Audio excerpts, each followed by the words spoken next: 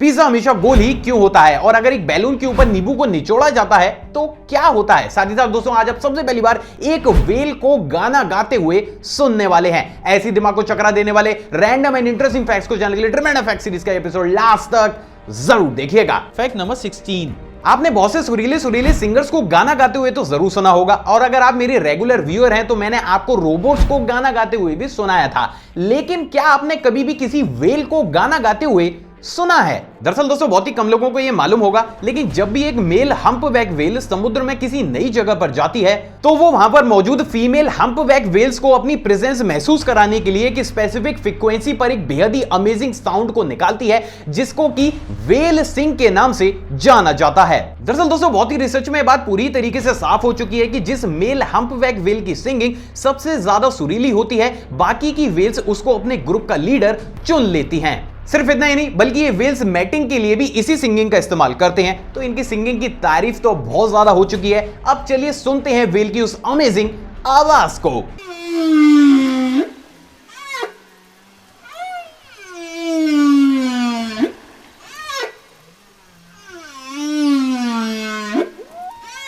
Fact number 15, आप मुझे एक बात बताइए, अगर मैं आपसे कहूं कि आपके सामने एक पानी से भरी हुई पूरी ही बकेट रखी हुई है जिसमें आपको पूरी ही ताकत के साथ पंच करना है, तो क्या होगा?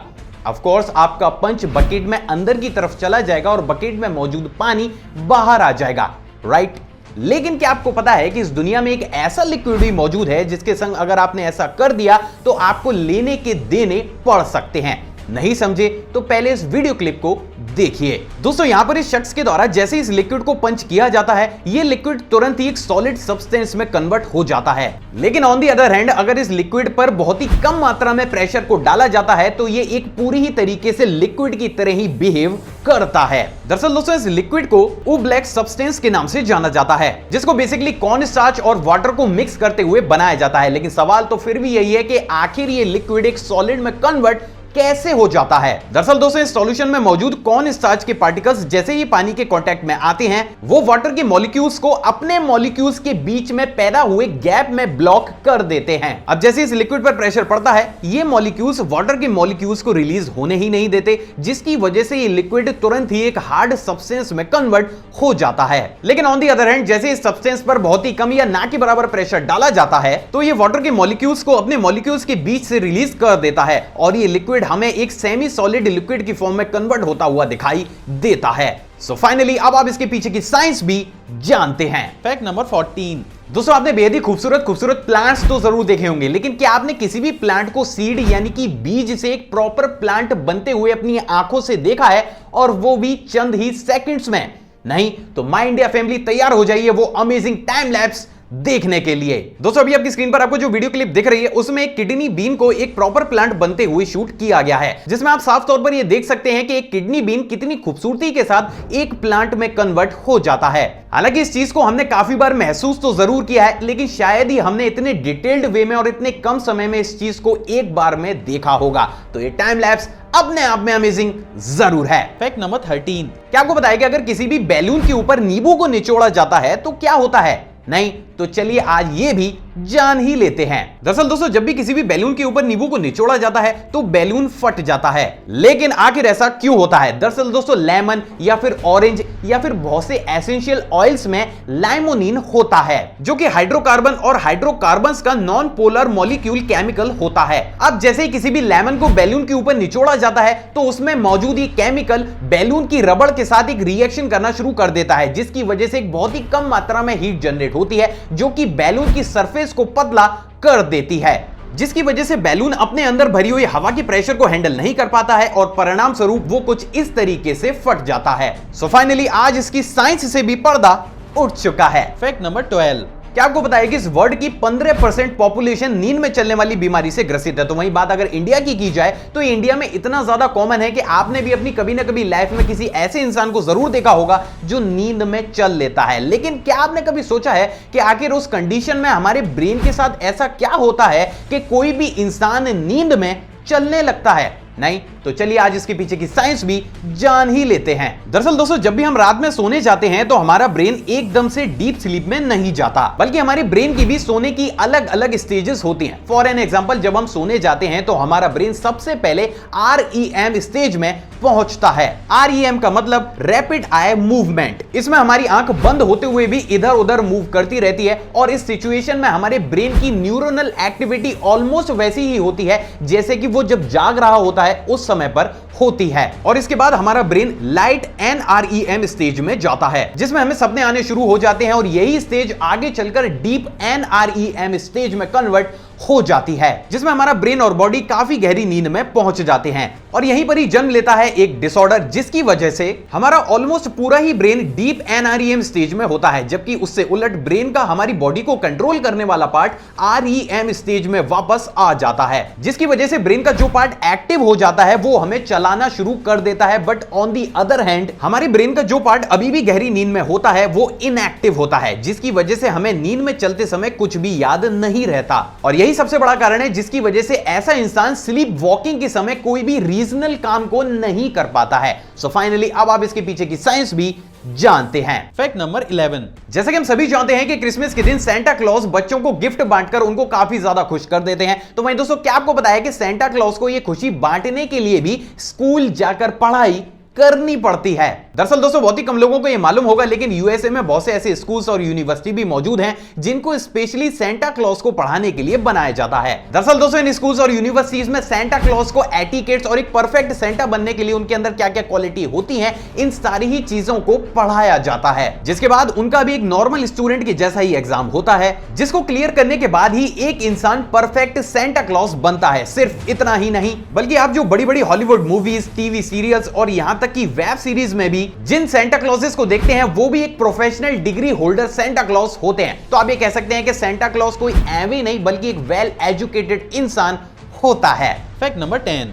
जापान टेक्नोलॉजी में काफी ज्यादा एडवांस है और इसमें किसी भी प्रकार का कोई भी शक नहीं है। लेकिन दोस्तों, जापान ने रातों रात ये कारनामा नहीं किया है, बल्कि इसके पीछे का कारण है जापान की नई जनरेशन का काफी ज्यादा प्रोडक्टिव और इंटेलिजेंट होना। लेकिन आखिर ऐसा क्यों है कि जापान का बच्चा बच्चा इतना ज्यादा क्रिएटिव बन जाता है? नहीं पता, तो चलिए आज इस रात से भी पर्दा उठा ही देते हैं। दरअसल दोस्तों, जापान की बड़ी बड़ी सिटीज में किड्जेनिया नाम की बेहद ही अमेजिंग थीम पार्क्स को स्पेशली बच्चों के लिए बनाया गया है। असल में दोस्तों, एक आर्टिफिशियल सिटी होती है जिसके अंदर salon, bank, hospital, restaurant, shops और यहां तक कि साइंस लैब की भी हूबहू रेप्लिकास को बनाकर तैयार किया जाता है। सिर्फ इतना ही नहीं, बल्कि इसमें सारा ही काम खुद बच्चों के द्वारा किया जाता है। मतलब ऑर्डिनरी सिटी में जो भी काम एडल्ट्स के द्वारा किया जाता है, यहां पर उसी काम को बच्चों को ट्रेनिंग देकर खुद उनसे ही करवाया जाता है। जापानीज गवर्नमेंट का यह मानना है दोस्तों कि इस तरीके से वो बच्चों को छोटी उम्र से ही काफी ज्यादा प्रोडक्टिव, क्रिएटिव और अच्छे एटिकेट्स वाला एक सक्सेसफुल इंसान बना सकते हैं। और वास्तव में जापान की पॉपुलेशन में ऐसा दिखता भी है। क्या इस कॉन्सेप्ट को इंडिया में भी एडॉप्ट करना चाहिए? आप अपनी राय कमेंट सेक्शन में जरूर दीजिएगा। Fact number 9। आपने वो कहावत तो जरूर सुनी होगी कि सांप को चाहे कितना भी दूध पिला लो, समय आने पर वो डस ही लेता है। तो वहीं दोस्तों, अगर कहावत को भी साइड में रख दिया जाए तो बहुत से ऐसे लोग भी आपको मिलेंगे जो आपसे कहेंगे कि सांप कभी भी पालतू नहीं बन सकता, क्योंकि सांप की डसने की फितरत होती है। लेकिन कहीं ना कहीं ये सारी ही बातें हमें इनकम्प्लीट सी लगती हैं, क्योंकि इन सारी चीजों में कोई भी साइंटिफिक रीजन मौजूद नहीं है।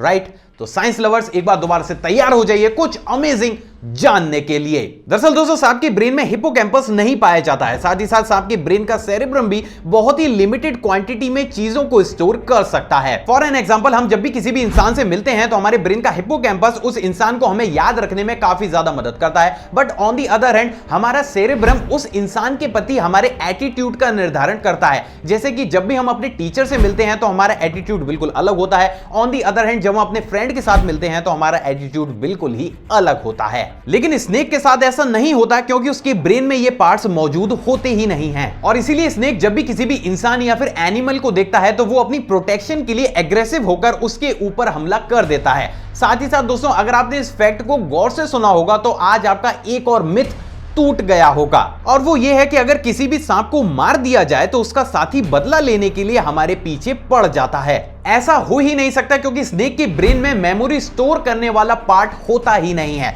यानी कि इन शॉर्ट, स्नेक को कोई भी चीज कभी भी याद रहती ही नहीं है। क्या इस फैक्ट से पहले आप स्नेक के इस अमेजिंग साइंटिफिक फैक्ट्स को जानते थे? कमेंट करके जरूर बताइएगा। Fact number 8। दोस्तों, इस सीरीज में मैंने आपको बेहद ही अमेजिंग कलर चेंजिंग फिशेस और बर्ड्स तो दिखाई हैं, और अपनी इसी परंपरा को आगे ले जाते हुए क्या आपको बताया कि इस दुनिया में एक ऐसा बीटल भी मौजूद है जो बेहद ही रेयर चांसेस में बेहद ही खूबसूरत तरीके से अपने कलर को चेंज करता है। एंड ऑफ कोर्स अगर ये रेयर है तो इसको इस सीरीज का पार्ट तो होना ही था। तो चलिए देखते हैं उस अमेजिंग वीडियो क्लिप को। दोस्तों, अभी आपकी स्क्रीन पर आपको जो बीटल दिख रहा है उसको गोल्डन टॉर्टोइस बीटल या फिर गोल्ड बग के नाम से जाना जाता है। और आप ये जानकर हैरान हो जाएंगे दोस्तों कि ये बीटल बेहद ही रेयर सिचुएशन में मैटिंग या फिर अपने आप को किसी भी खतरे से बचाने के लिए कुछ इस तरीके से चंद ही सेकंड्स में अपने कलर को चेंज कर लेता है। और यही कारण है जिसकी वजह से इस बीटल को काफी ज्यादा अमेजिंग भी माना जाता है। Fact number 7। क्या आपको बताया कि इस दुनिया में हर साल बहुत से ऐसे केसेस आते हैं जब कोई भी इंसान समुद्र तट पर एंजॉय करने या फिर स्विमिंग करने जाता है और उस सिचुएशन में समुद्र तट के पास मौजूद शार्क उसका शिकार कर लेती है। तो वहीं दोस्तों, बात अगर ऑस्ट्रेलिया की जाए तो ऑस्ट्रेलिया में इन तरीके के केसेस पूरी ही दुनिया में सबसे ज्यादा आते हैं। तो वहीं दोस्तों, क्या आपको बताया कि ऑस्ट्रेलियन गवर्नमेंट ने इसी चीज को सॉल्व करते हुए कुछ ऐसा किया है जिसको देखकर आपके भी होश जरूर उड़ जाएंगे। दरअसल दोस्तों, ऑस्ट्रेलियन गवर्नमेंट के द्वारा उनके सभी बीचेस पर कुछ इस तरीके के बेहद ही एडवांस शार्क डिटेक्टर ड्रोन्स को तैनात किया गया है, जिसमें इतने ज्यादा एडवांस एल्गोरिथम को डेवलप किया गया है कि ये ड्रोन समुद्र तट के आसपास उड़ते हुए पानी में मौजूद सभी शार्क्स पर नजर रखते हैं। अब जैसे ही कोई भी शार्क इंसान के पास आती है तो इन ड्रोन्स में इंस्टॉल किए गए लाउड स्पीकर की सहायता से ये ड्रोन तुरंत ही उस इंसान को वार्निंग देना शुरू कर देते हैं। सिर्फ इतना ही नहीं, बल्कि किसी भी इमरजेंसी सिचुएशन में अगर कोई भी इंसान डूबता है या फिर समुद्र में कहीं भी भटक जाता है तो ये ड्रोन्स उस इंसान के बॉडी मूवमेंट को ट्रैक करके उस इंसान के पास कुछ इस तरीके से लाइफ सेविंग जैकेट को थ्रो कर देते हैं। और आप ये जानकर हैरान हो जाएंगे दोस्तों कि सिर्फ इसी टेक्नोलॉजी के दम पर ऑस्ट्रेलिया में इन तरीके के केसेस में काफी ज्यादा कमी भी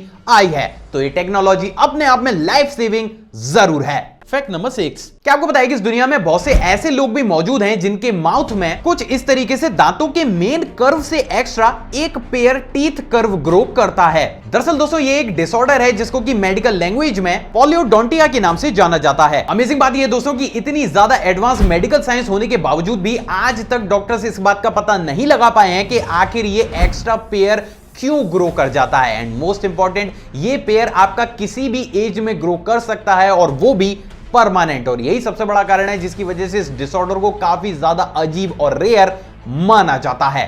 फैक्ट नंबर 5। दोस्तों, आपने इस दुनिया में बेहद ही अमेजिंग साइकिल्स तो जरूर देखी होंगी, साथ ही साथ इस सीरीज में मैंने आपको बेहद ही एडवांस एरोप्लेन्स भी दिखाए हैं। आई नो बहुत से लोग बोलेंगे कि भाई साइकिल और एरोप्लेन का आपस में क्या कनेक्शन है, या यूं कहूं कि बेहद ही अमेजिंग कनेक्शन है। दरअसल दोस्तों, बहुत ही कम लोगों को यह मालूम होगा लेकिन इस दुनिया में डैश ह्यूमन पावर्ड एरोप्लेन्स भी मौजूद हैं। दरअसल दोस्तों, इन तरीके की प्लेन्स की पूरी ही बॉडी को कार्बन फाइबर का इस्तेमाल करते हुए इतना लाइट वेट बनाया जाता है कि जैसे इसके अंदर बैठा हुआ इंसान पैडलिंग करके इसमें इंस्टॉल किए गए रोटर्स को घुमाता है, ये कुछ इस तरीके से हवा में एक प्लेन की जैसे उड़ने लगता है। हालांकि इस कॉन्सेप्ट को इनिशियल स्टेज पर केवल स्पोर्ट्स के लिए ही बनाया गया था, लेकिन ये कॉन्सेप्ट इतना ज्यादा इंप्रेसिव था कि प्रेजेंट डेट में ब्राजीलियन आर्मी के द्वारा उन दुर्गम जगहों पर जहां पर केवल एयर कनेक्टिविटी ही है, उन जगहों पर इन तरीके के एरोप्लेन्स का इस्तेमाल बहुत बड़े स्केल पर किया जा रहा है, जिससे वो हर साल काफी बड़े अमाउंट में बचत भी करते हैं। तो ये टेक्नोलॉजी अपने आप में अमेजिंग जरूर है। Fact number 4। क्या आप बस से कोलकाता से लंदन जा सकते हैं? सुनने में काफी ज्यादा अजीब है ना कि कोलकाता से लंदन और वो भी बस से, ये कैसे पॉसिबल है? या यूं कहूं कि ये पॉसिबल है और ये चीज वास्तव में होती भी थी। दरअसल दोस्तों, बहुत ही कम लोगों को ये पता होगा लेकिन साल 1972 में एल्बर्ट नाम की बस को लंदन से कलकत्ता तक चलाया जाता था और इस पूरी जर्नी में बस 12 अलग अलग कंट्रीज से होती हुई 32,670 किलोमीटर का सफर 50 दिन में पूरा करती थी। और आप भी जानकर हैरान हो जाएंगे दोस्तों कि इतिहास में ये रूट दुनिया का सबसे लॉन्गेस्ट बस रूट माना जाता था। क्या इस फैक्ट से पहले आप इस अमेजिंग बस सर्विस के बारे में जानते थे? कमेंट करके जरूर बताइएगा। Fact number 3। दोस्तों, सीरीज में मैंने आपको बेहद ही एडवांस पोर्टेबल और फ्यूचर एसीज तो दिखाई हैं, लेकिन वो कहते हैं ना कि इतिहास को भुलाया नहीं जा सकता। उसी की तर्ज पर ही क्या आपने इस पूरी दुनिया के सबसे पहले एसी को देखा है? दोस्तों, अभी आपकी स्क्रीन पर आपको जो इमेज दिख रही है उसको इस पूरी दुनिया का सबसे पहला एसी माना जाता है, जिसको कि साल 1902 में अमेरिकन इंजीनियर विल्स कैरियर के द्वारा बनाकर तैयार किया गया था। एंड मैं आपको इसी एसी से जुड़ा हुआ एक बोनस फैक्ट बताता हूं। दरअसल दोस्तों, दुनिया के सबसे पहले एसी को ब्रुकलिन में बनाकर तैयार किया गया था, लेकिन उस एसी के संग सबसे बड़ी प्रॉब्लम यह थी कि अगर उसको ज्यादा लंबे समय तक इस्तेमाल किया जाता था तो वो इतना ज्यादा हीट हो जाता था कि वो अपने ही पार्ट्स को मेल्ट कर लेता था और इसीलिए उसको एक नाकाम इन्वेंशन के तौर पर देखा गया और इसीलिए उस एसी को कभी भी दुनिया का सबसे पहला एसी माना ही नहीं गया। लेकिन अगर प्रैक्टिकल वे में देखा जाएगा तो वही एसी इस पूरी दुनिया का सबसे पहला एसी था। Fact number 2। दोस्तों ये वाला फैक्ट करंट अफेयर की टच पर है। क्या आपको बताया कि अभी हाल ही में अमेरिका की रोबिना एस्ट्री दुनिया की सबसे ज्यादा उम्र दराज एक्टिव फ्लाइट इंस्ट्रक्टर और पायलट बन गई हैं, जिनकी उम्र 99 साल है। सच में पैशन की कोई भी उम्र नहीं होती। Fact number 1। अधिकतर पिज्जास को गोल ही क्यों बनाया जाता है? दरअसल दोस्तों बहुत ही कम लोगों को यह मालूम होगा, लेकिन पिज्जास को गोल बनाने के पीछे भी साइंस मौजूद है। दरअसल दोस्तों किसी भी पिज्जा को दो कारणों की वजह से गोल बनाया जाता है। पहला, इवन कुकिंग। दरअसल दोस्तों पिज्जा में सबसे ज्यादा इंपॉर्टेंट उसका बेस होता है। अगर बेस प्रॉपर तरीके से और चारों ही तरफ से बेक नहीं होगा तो पिज्जा में कभी भी वो टेस्ट आ ही नहीं सकता है जिसके पीछे लोग दीवाने रहते हैं और इसीलिए पिज्जा के बेस को गोल बनाया जाता है। दरअसल दोस्तों जब भी किसी भी गोल चीज को बेक किया जाता है तो उस चीज में हीट हर जगह पर एक समान रूप से पहुंचती है, जिसकी वजह से पिज्जा का बेस प्रॉपर तरीके से बेक होता है। और यही वो कारण है जिसकी वजह से आपने अक्सर ये नोटिस भी किया होगा कि सभी खाना पकाने वाले बर्तनों को भी गोल बनाया जाता है। तो वहीं दोस्तों बात अगर दूसरे कारण की जाए तो वो है पिज्जा की बेस की मोटाई। दरअसल दोस्तों इनिशियल स्टेज से लेकर आज तक ऑलमोस्ट सभी पिज्जा मेकर पिज्जा के बेस को बनाने के लिए उसके डो को हवा में उछालते हैं, जिसकी वजह से उसके ऊपर एक सेंट्रीफ्यूगल फोर्स लगता है और वो डो प्रॉपर तरीके से और काफी कम समय में अच्छे तरीके से स्ट्रेच होता है।